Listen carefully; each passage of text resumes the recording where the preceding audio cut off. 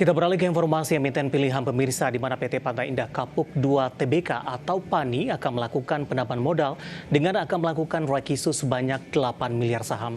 Aksi korporasi ini bertujuan untuk mengakuisisi perusahaan afiliasi senilai 9,48 triliun rupiah.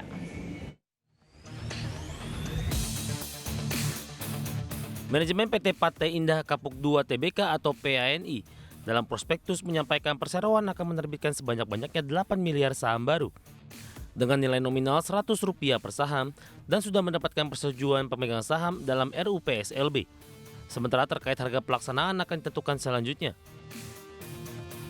Saham baru tersebut akan terbitkan dari saham portefel perseroan dan akan dicatatkan di BI sesuai dengan peraturan perundang-undangan yang berlaku. Pemegang saham utama PT Multi Arta Pratama atau MAP akan menjadi standby buyer dan siap menyerap saham baru dari aksi korporasi tersebut.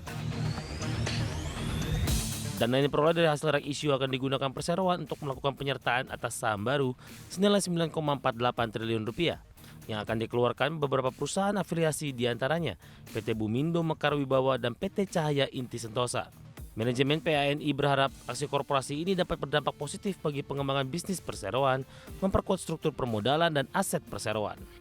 Adapun tanggal distribusi HMETD di 29 November 2023 dan tanggal penyataan efektif dari OJK di 16 November 2023.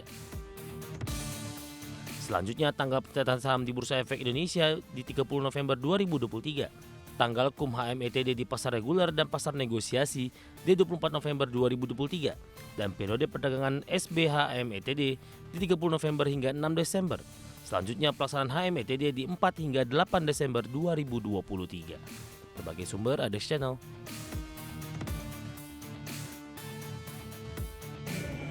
Pemirsa, saham PANI merupakan salah satu saham yang pergerakannya, penguatannya sangat signifikan dalam beberapa perdagangan pekan terakhir, bahkan di sepanjang perdagangan hari ini tadi sempat menyentuh ke level tertingginya di 4.440, di mana pergerakan saham PANI juga membuat para investor ini berlomba-lomba untuk masuk ke dalam saham ini dengan penguatan yang terjadi, kemudian juga beberapa aksi korporasi yang dilakukan sampai sejauh ini. Langsung saja kita ke grafis yang pertama, kita akan coba lihat pergerakan intraday-nya untuk PANI setelah menembus ke level tertingginya di sepanjang perdagangan hari ini. Dapat Anda saksikan juga grafis di layar televisi Anda pemirsa. Dibuka di sesi pertama pada pagi tadi di level 4.080 dengan res harga di 4.070 dan ini merupakan level penutupan di perdagangan hari sebelumnya. Pada pukul 9.30 menguat ke 4.300-an, di 10.45 ini menyentuh di 4.430, bahkan tadi sempat di 4.440 pemirsa, kemudian di 11.30 penguatan sudah mulai terbatas hingga penutupan perdagangan di sesi pertama siang tadi. Di pembukaan sesi kedua sempat mengalami penguatan tipis di 4.190. Saya akan sampaikan update pergerakan saham PANI di beberapa menit jelang penutupan perdagangan di sesi kedua hari ini. Penguatan lebih ke arah terbatas, bahkan sudah bergerak di zona merah, melemah di 0,49% di 4.050. Kita beralih ke grafis selanjutnya, kita akan coba lihat pergerakan saham PANI di beberapa bulan terakhir. Dapat Anda saksikan juga grafis di layar televisi Anda pemirsa.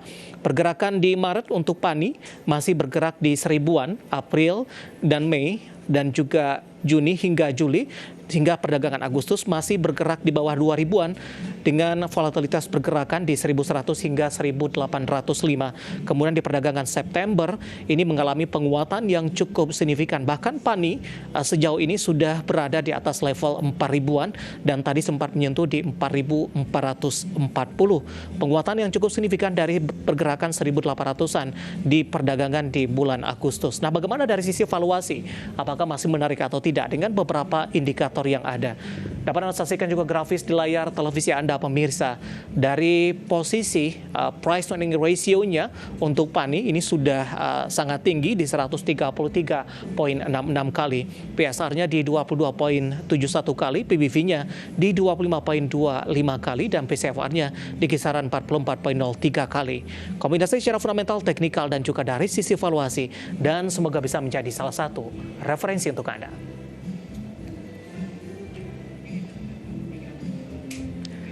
Kita akan jeda kembali dan tetap di tempat Anda, karena setelah ini kita akan review bagaimana jalannya perdagangan di sepanjang hari ini dan tak ketinggalan nantinya saham-saham pilihan apa saja yang direkomendasikan.